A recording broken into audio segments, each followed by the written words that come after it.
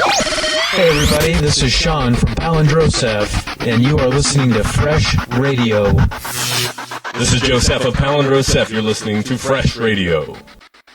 Welcome everyone, this is Fresh Omaha, the exclusive interview show's next episode. My guests are Sean and Joe from palindroSeff. How did you develop the idea of palindroSeff? Oh, it was a clever combination of palindrome and Joseph. Very, very clever. We put a lot of thought to that. Well, palindroSeff was almost a collision of two immovable objects in house music. Yeah, right. After about one drink, it was pretty much settled. palindroSeff it was. No, actually, that sounds kind of funny, but really, it was probably conjured up over some filthy, dirty house music, a late night session fueled by maybe a few cocktails. You've got Palindrome on the one hand, that's me, and you've got Joseph on the other hand, that's him. And if you not so creatively chop our names up a little bit and smash them together, you get palindroSeff. You know, once upon a time, there used to be, DJ sets in Omaha that would have an opening guy and then a closing guy. And then it kind of drifted. Actually, 415 was responsible for this. There'd start to be a guy play a little bit, another guy'd mix in a little bit. And Sean and I started to play together several years back, and I can remember the end of the night, I turned to him and said, hey, look, I don't see any reason why I'd ever want to play with anybody else. And he kind of shook his head, and the rest was history. So we've been playing together ever since. It was about 2006, I think. You recently went to Playa del Carmen to the BPM festival. How was your experience? Playa del Carmen. Excuse me, I'm daydreaming. Please don't interrupt me again. My experience. The BPM festival, all I can say is I've been to events like this before. Nothing ever close to that. That was the best dance music experience of my life. Shame on anybody within earshot that does not go to that next time. It was absolutely amazing. It was the best festival, the best music, the best vibe everywhere. Starting to get pretty crowded. They started out with just about 1,000 people or so the first time. This is their 5th year. About 50,000 people there. It was pretty amazing.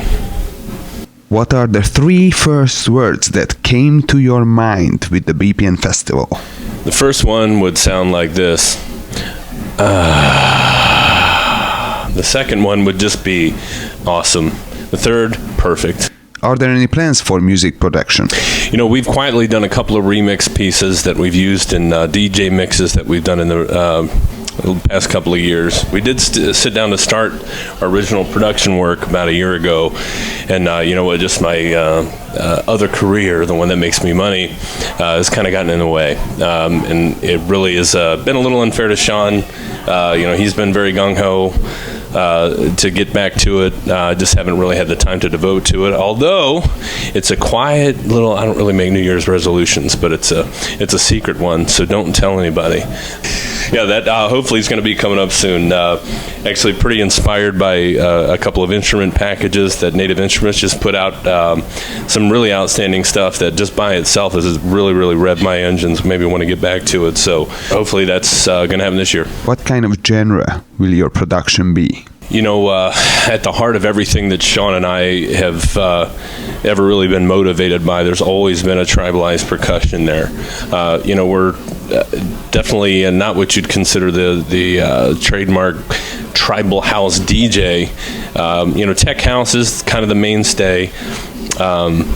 But tribalized percussion, that's definitely going to be there. We want bass lines that are going to tickle you below the belt line pretty much. So, you know, categorize it how you like. It's probably going to fall into the tech house genre.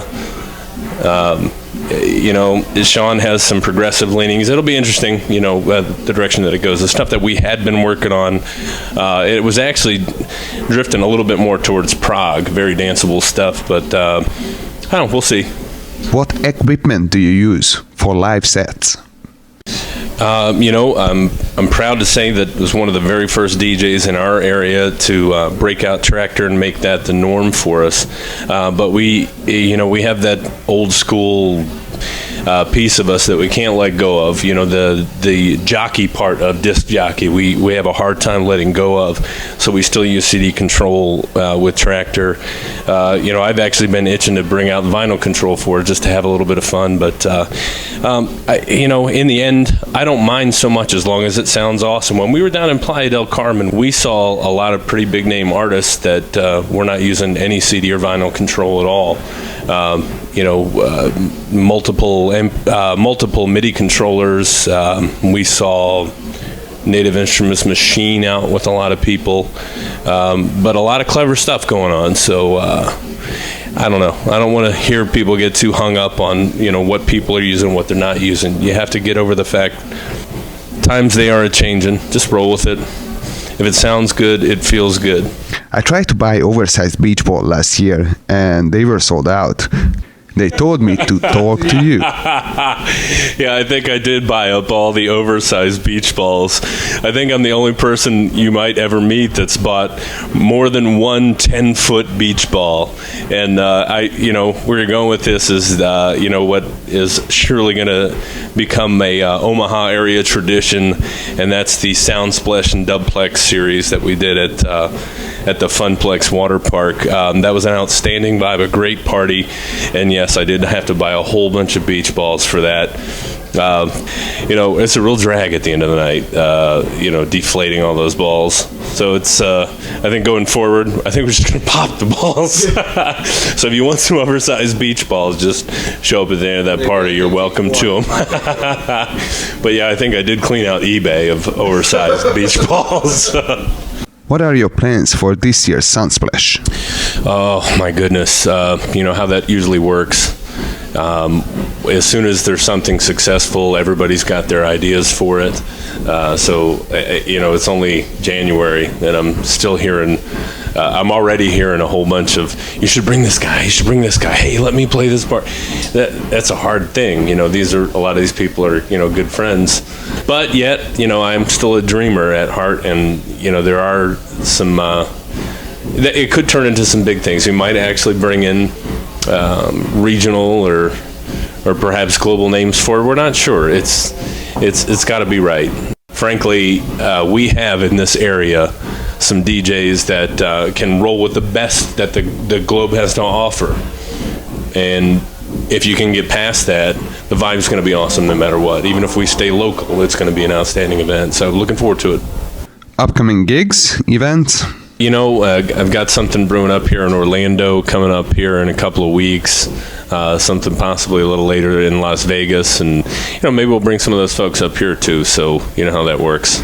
So there's some exciting stuff going on. We've got a couple local people here that are setting things on fire. Panos and Sentenza, they're doing an awesome job and producing music and get their name out there. So that's great for Omaha. I hope the work keeps up. Everybody stay behind whoever it is that starts to move forward. It's going to be good for this area. Hey everybody, this is Sean from palindroSeff, and you are listening to Fresh Radio. This is Joseph of palindroSeff. You're listening to Fresh Radio.